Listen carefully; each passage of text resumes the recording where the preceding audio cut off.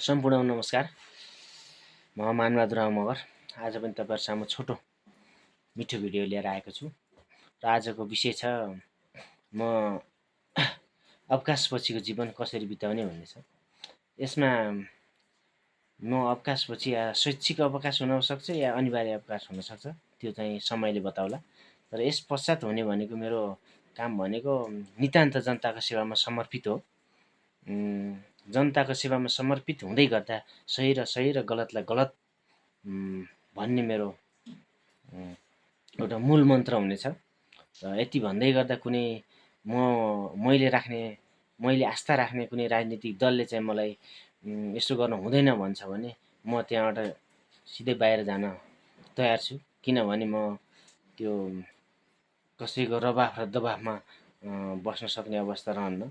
किनभने सही र सहीलाई गलतलाई गलत भन्न सक्ने हिम्मतलाई पनि राजनीतिक आस्था राख्ने राजनीतिक दलले चाहिँ यो ठिक होइन भन्छ भने त्यो राजनीतिक दल मलाई चाहिएन। र अनि अर्को कुरा, यो गाउँघरमा आजभोलि राजनीतिक सानोतिनो खिचातानीको कारणले गर्दा यो कुनै यो गाउँघरमा आएको बजेटहरू फ्रिज हुने, काम गर्न नदिने, होइन, असहजता पैदा गर्ने यो धेरै खालका यो गाउँ समाजमा देख्ने र भोग्ने गर्दै आएको छु। यसलाई चाहिँ यसको विषयमा मेरो चाहिँ खरो र दह्रो विरोध हुनेछ।